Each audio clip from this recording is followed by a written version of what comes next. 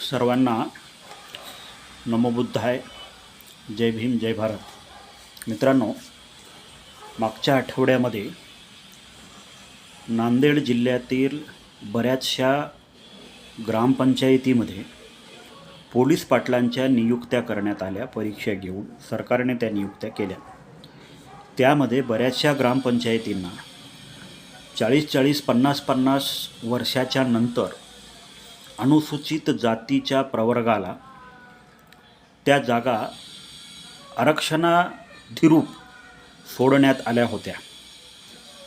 अशा जागांवर अनुसूचित जातीचा संविधानिक हक्क असताना काही वडार समाजातील लोकांनी, मी यामध्ये सगळ्याच वडार समाजाला दोषी ठरत नाही किंवा दोषी धरत नाही, पण बाबासाहेब आंबेडकरांनी प्रत्येक वर्ग समूहाला त्याचा स्वतंत्र आरक्षणाचा कोटा भारताच्या राज्यघटनेमध्ये दिला असताना काही चमकोगिरी करणारे आणि अल्पज्ञानी लोक, ज्यांना ना घटनेचा अभ्यास आहे ना आरक्षणाचा अर्थ माहीत आहे, असे लोक स्वतःला अनुसूचित जातीचा सिद्ध करण्यासाठी बाहेरच्या राज्यातील प्रमाणपत्र आणून महाराष्ट्रातील अनुसूचित जातीच्या आरक्षित जागांचा फायदा लाटण्याचा प्रयत्न करत होते. असाच काहीसा प्रकार आमच्या गावामध्ये सुद्धा घडला, ज्यामध्ये साहेबराव बेळे ह्या व्यक्तीने, तो मुळात महाराष्ट्रातला, त्याची पत्नी अदर स्टेटची आहे आणि अदर स्टेटमध्ये त्याच्या पत्नीचा जो कॅटेगरी आहे, त्याचा जो प्रवर्ग आहे, हा अनुसूचित जातीचा आहे आणि तिथलं जातीचा प्रमाणपत्र काढून त्याने इथे महाराष्ट्रामध्ये अनुसूचित जातीच्या प्रवर्गामध्ये आरक्षण मिळवण्याचा प्रयत्न केला. त्याबद्दल खरं तर सरकारने त्याच्यावर 420 दाखल करायला पाहिजे, तसा मी नांदेड जिल्ह्याचे कलेक्टर यांना अर्ज केलेला आहे. हा पहिला मुद्दा झाला, कारण ही सरळ सरकारची फसवणूक आहे. कारण हा माझ्याकडे सुप्रीम कोर्टाचा निर्णय आहे. ज्याला कोणाला ह्याची कॉपी हवी असेल ती मला व्हॉट्सअपला आहे करा, मी तुम्हाला देतो. 24 ऑगस्ट 1995ला, 95चा हा महाराष्ट्र सरकारचा आदेश आहे. महाराष्ट्र सरकारने सुप्रीम कोर्टाच्या निर्णयानुसार महाराष्ट्रातल्या सामाजिक न्याय विभागासह जेवढे काही मागासवर्गीय विभाग आहेत त्यांना दिलेलं हे पत्र आहे. आणि ह्या पत्रामध्ये सर्वोच्च न्यायालयाने 18/7 यानी 18 जुलै 1994 रोजी घटनापीठाने निर्णय काय दिला आहे ते मी तुम्हाला वाचून दाखवतो. ही याचिका काय होती? याचिका अशी होती की action committee on issue of caste certificate to schedule caste and schedule tribe in the state of Maharashtra व इतर, त्यांनी सर्वोच्च न्यायालयात भारत सरकारविरुद्ध रिट पिटिशन क्रमांक 898/90 दाखल केले. या याचिकेत राज्याशी संबंधित असलेली अनुसूचित जात व अनुसूचित जमातीची व्यक्ती ब राज्यात स्थलांतरित झाल्यावर त्या राज्यात, म्हणजे एखाद्या राज्याची व्यक्ती जी अनुसूचित जातीतली आहे आणि ती व्यक्ती दुसऱ्या राज्यामध्ये म्हणजे ब राज्यामध्ये स्थलांतरित झाल्यावर तिच्या पहिल्या राज्यामध्ये तिला ज्या प्रवर्गामध्ये ज्या सवलती मिळत होत्या त्या सवलतीचा फायदा तिला दुसऱ्या राज्यामध्ये सुद्धा म्हणजे ब राज्यामध्ये सुद्धा घेता यावा, यासाठी ही सुप्रीम कोर्ट ऑफ इंडियामध्ये याचिका दाखल केली होती. त्या याचिकेचा नंबर मी तुम्हाला वर सांगितला. त्यावर देशाच्या सुप्रीम कोर्ट ऑफ इंडियाने असा निकाल दिला आहे की ज्या अनुसूचित, म्हणजे तो निकाल किती तारखेला दिला आहे? 18/7/1994ला सर्वोच्च न्यायालयाने हा निकाल दिलेला आहे. आणि तो निकाल जशाचा तसा महाराष्ट्र सरकारने 24 ऑगस्ट 1995ला महाराष्ट्रामध्ये लागू केलेला आहे, जेणेकरून महाराष्ट्राच्या बाहेरचा कुठल्याही प्रवर्गातला व्यक्ती महाराष्ट्रामध्ये स्थलांतरित झाल्याच्यानंतर किंवा महाराष्ट्रातल्या व्यक्तीशी लग्न केल्याच्यानंतर किंवा महाराष्ट्रात राहायला आल्याच्यानंतर किंवा शिक्षणाच्या निमित्ताने आल्याच्यानंतर महाराष्ट्रातल्या लोकांच्या हक्क आणि अधिकारावर, अर्थात आरक्षणावर गदा आणू नये, यासाठी सुप्रीम कोर्ट ऑफ इंडियाने डायरेक्ट निर्देश दिलेले आहेत. सुप्रीम कोर्ट ऑफ इंडिया काय म्हणतं ते मी तुम्हाला वाचून दाखवतो. ज्या अनुसूचित जाती सामाजिक व शैक्षणिकदृष्ट्या मागासलेल्या वर्गातील व्यक्ती, इतर मागासवर्ग व्यक्ती महाराष्ट्राबाहेरील राज्यातून महाराष्ट्रात स्थलांतरित झाल्यास त्यांच्या मूळच्या राज्यात त्यांना जो अनुसूचित जाती जमाती शैक्षणिकदृष्ट्या मागास जो काही प्रवर्ग लागत होता, मागासलेल्या दर्जाचा इतर मागासवर्ग त्यांना प्राप्त झालेला आहे. त्या दर्जाच्या आधारे फक्त मूळच्या राज्यात त्यांना अनुसूचित जाती सामाजिक व शैक्षणिकदृष्ट्या मागासलेल्या वर्गाकरिता देय असलेले फायदे सवलती प्राप्त होतील. महाराष्ट्र राज्यात त्यांना कोणत्याही सवलती फायदे प्राप्त होणार नाहीत. असं कोण सांगतं? सुप्रीम कोर्ट ऑफ इंडिया सांगतं. हा सुप्रीम कोर्ट ऑफ इंडियाचा निकाल आहे महाराष्ट्र शासनाच्या पत्रकावर. आता यामध्ये हा साहेबराव बेळे नावाचा चमकोगिरी करणारा माकड म्हणतो की आम्हाला घटना माहिती नाही. अरे घटना आमच्या बापांनी लिहिली, तुझ्यासारख्या हिजड्यांनी आम्हाला घटना शिकवण्याची गरज नाही. पण तुझ्यासारख्या एका नीच व्यक्तीमुळे सगळा वडार समाज चुकीचा आहे असं आम्हाला म्हणायचं नाही. आम्ही तुमच्या आरक्षणामध्ये घुसखोरी करत नाही, तर तुम्ही आमच्या आरक्षणामध्ये घुसखोरी करताय, तेही सुप्रीम कोर्टाचा आदेश असतानासुद्धा.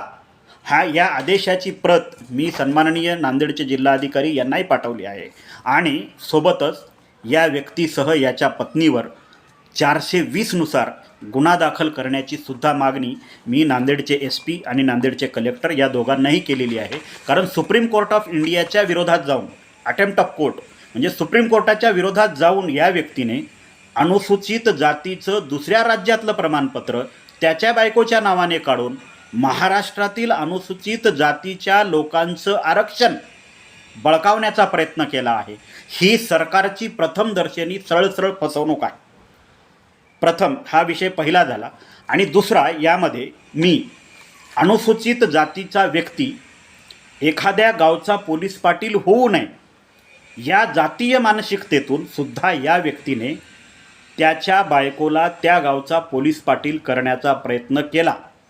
यामुळे ॲट्रॉसिटी ॲक्ट 1989 नुसार सुद्धा गुन्हा मी स्वतः दाखल करत आहे या दोघाही व्यक्तीवर. कारण आमच्या हक्क आणि अधिकारावर जेव्हा गदा येते त्यावेळेस आम्ही कोणालाही मागं पुढं पाहत नाही. आमची लढाई ही कायदेविषयक लढाई आहे.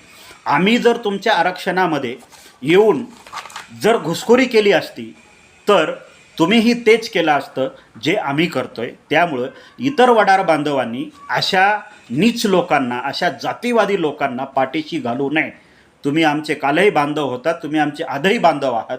पण सुप्रीम कोर्ट ऑफ इंडियाचा निर्णय असताना, सुप्रीम कोर्ट ऑफ इंडियाचा निकाल असताना दुसऱ्या राज्यातल्या व्यक्तीला तिसऱ्या राज्यामध्ये जाऊन त्या राज्यातल्या आरक्षणाचा फायदा घेता येणार नाही असं सुप्रीम कोर्ट ऑफ इंडियाने सांगितलेलं असताना हा जो बोगस व्यक्ती आहे हा स्वतःच्या बायकोचं प्रमाणपत्र दुसऱ्या राज्यातलं काढून आणून महाराष्ट्रातील अनुसूचित जातीच्या आरक्षणाचा फायदा घेतोय. हा सरळ 420+ ॲट्रॉसिटीचा गुन्हा आहे. 420चा गुन्हा या व्हिडिओच्या माध्यमातून पण मी हा व्हिडिओ कलेक्टरांना सुद्धा पाठवणार आहे, SPंना सुद्धा पाठवणार आहे. साहेबराव शंकर बेळे ह्या व्यक्तीच्या विरोधात त्याची आत्ता पोलीस पाटील भरतीसाठी त्यांनी दाखल केलेला फॉर्म काढून तो अनुसूचित जातीचा फॉर्म आहे आणि त्या अनुसूचित जातीच्या फॉर्ममध्ये त्यांनी दुसऱ्या राज्याचं जातीचं प्रमाणपत्र जोडून महाराष्ट्रातील अनुसूचित जातीच्या आरक्षणावर गदा आणण्याचा प्रयत्न केलेला आहे. याचा अर्थ दुसऱ्या राज्यातलं सुप्रीम कोर्टाचा निर्णय असतानासुद्धा, सुप्रीम कोर्टाचा आदेश असतानासुद्धा सुप्रीम कोर्टाच्या आदेशाचं उल्लंघन करून दुसऱ्या राज्यातलं प्रमाणपत्र आणून महाराष्ट्रामध्ये अनुसूचित जातीचं आरक्षण लाटण्याचा प्रयत्न केलेला आहे. त्यामुळे प्रशासनाने त्याच्यावर 420 नुसार गुन्हा दाखल करावा. ॲट्रॉसिटीनुसार गुन्हा मी दाखल करतो. कारण ह्या व्यक्तीचा जो काही भविष्याचा जो काही प्लॅनिंग होता, याने हे असं का केलं, हा गुन्हा करण्यामागे याचा काय उद्देश होता, तर याचा उद्देश असा होता की काहीही झालं तरी चालेल, पण गावामध्ये बौद्ध किंवा मातंग या दोन्हीही जातीचा पोलीस पाटील झाला नाही पाहिजे. म्हणून याने दुसऱ्या राज्यातील त्याच्या बायकोचं प्रमाणपत्र आणून इथे परीक्षा दिली पण त्या परीक्षेमध्ये ती नापास झाली. मित्रांनो, जर ती पास झाली असती तर पुढे काय झालं असतं ते मी तुम्हाला सांगतो. ज्यावेळेस ह्या केसमध्ये ती समजा पोलीस पाटील झाली असती, आपला बौद्ध किंवा मातंग किंवा अनुसूचित जातीतला राज्यातला कोणीही व्यक्ती जर पोलीस पाटील झाला नसता, ती वडार समाजाची अन्य राज्यातली महिला जर पोलीस पाटील झाली असती तर पुढं काय झालं असतं. पुढं ज्यावेळेस याच्या कागदपत्राची छाननी झाली असती, जातीच्या प्रमाणपत्राची त्याला पडताळणी केलेली जे जात प्रमाणपत्र असतं, कास्ट व्हॅलिडिटी सर्टिफिकेट जे असतं, ते ज्यावेळेस सबमिट करावं लागलं असतं त्यावेळेस ते बोगस ठरलं असतं. आणि ते बोगस ठरल्यामुळे अनुसूचित जातीचं जे आरक्षित पोलीस पाटलाचं पद होतं ते पद रिक्त पुन्हा झालं असतं आणि आपल्या हातातून ही जागा गेली असती आणि सरकारने त्या ठिकाणी पुन्हा दुसऱ्या कुठल्या तरी प्रवर्गातील व्यक्तीला आणून बसवलं असतं. म्हणजे यांचा सरळ डाव असा होता की काही झालं तरी चालेल पण अनुसूचित जातीतील मातंग किंवा बौद्ध व्यक्तीला आपण पोलीस पाटील होऊ द्यायचं नाही, असा हा त्यांचा डाव होता. खरं तर हा डाव बौद्धांनी आणि मातंगांनी मिळून हाणून पाडला, त्याबद्दल त्यांचं अभिनंदनच आहे. पण मित्रांनो, एक बाब लक्षात घ्या, हे आरक्षण जे आहे ना, हे तुम्ही आपल्या गळ्यातलं ताईत समजा, आपला श्वास समजा. आपला श्वास जर अशा पद्धतीनं कोणी काढून घेत असेल ना, तर अशा निर्लज्ज अवलादींना जिथल्या तिथं कायद्यानं उत्तर देण्याची क्षमता तुम्ही स्वतःमध्ये ठेवा. मी स्वतः तर या प्रकरणामध्ये याच्यावर ॲट्रॉसिटी गुन्हा दाखल करतोयच आणि नांदेड कलेक्टर आणि SP सांगून 420 गुन्हा याच्यावर दाखल होणारच आहे, त्याच्यात काही वाद नाही. पण माझ्या समाज बांधवांना मला हे सांगायचं आहे की तुम्ही अज्ञानी आहात. याचा अर्थ अशी लोक जर तुमच्या अज्ञानाचा गैरफायदा घेत असतील तर एक दिवस आपलं आरक्षण अशीच लोक खाऊन टाकतील. आपल्याकडे अजून काही बऱ्याचशा लोकांनी, काही शिक्षक आहेत, काही अन्य वेगवेगळ्या नोकरीवर आहेत, जे आपलं आरक्षण घेऊन म्हणजे अनुसूचित जातीचं आरक्षण घेऊन त्यांनी नोकऱ्या बळकावलेल्या आहेत.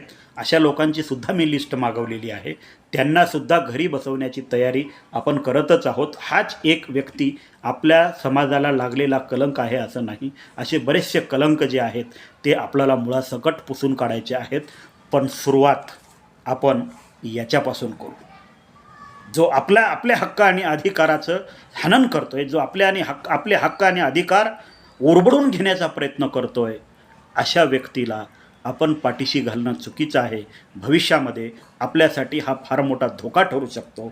जिथं हा व्यक्ती सुप्रीम कोर्ट ऑफ इंडियाच्या निकालाचं उल्लंघन करतो तिथं अशा व्यक्तीवर 420 सह सुप्रीम कोर्ट ऑफ इंडियाच्या निकालाचं उल्लंघन केल्याप्रकरणी फौजदारी आणि दिवाणी दोन्हीही खटले दाखल झाले पाहिजेत आणि ते लवकरात लवकर करण्याची विनंती मी नांदेड जिल्हा पोलिसांनाही करतो, नांदेड कलेक्टरलाही करतो आणि मी स्वतः माझ्या जवळच्या पोलीस स्टेशनमध्ये सदरील व्यक्तीवर ॲट्रॉसिटीचा गुन्हा दाखल 2 दिवसामध्ये करून घेतो. त्यामुळे गावातील समाज बांधवांना माझं असं सांगणं आहे की अशा ह्या नीच प्रवृत्तीच्या लोकांपासून सावध राहा.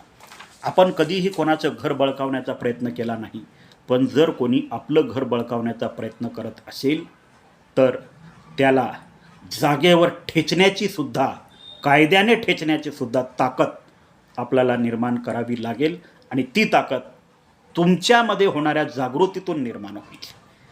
मातंगांनी असेल किंवा बौद्धांनी असेल, दोघांनाही अनुसूचित जातीचा फायदा कसा मिळणार नाही यासाठी ही जातीवादी लोक काम करत आहेत, हे सुद्धा तुम्ही लक्षात घ्या. हे सुप्रीम कोर्टाला सुद्धा न मानता सुप्रीम कोर्टाची फसवणूक, सरकारची फसवणूक, प्रशासनाची फसवणूक, तुम्ही तर त्यांच्यापुढं सरकार आणि पोलीस स्टेशनच्या पुढं काहीच नाहीत. जी लोक सुप्रीम कोर्ट ऑफ इंडियाला मानत नाहीत ते तुमच्या आमच्यासारख्या लोकांना मानतील कसे? पण त्याच्यासाठी आपल्या हातामध्ये सर्वात मोठं हत्यार आहे. अशा जातीय मानसिकतेनं बरबटलेल्या लोकांना वठणीवर आणण्याचं, ते म्हणजे ॲट्रॉसिटी ॲक्ट. आणि तो ॲट्रॉसिटीचा गुन्हा या व्यक्तीवर दाखल करून आपण याला कायद्याने धडा शिकवणं काळाची गरज आहे आणि ते मी करणारच.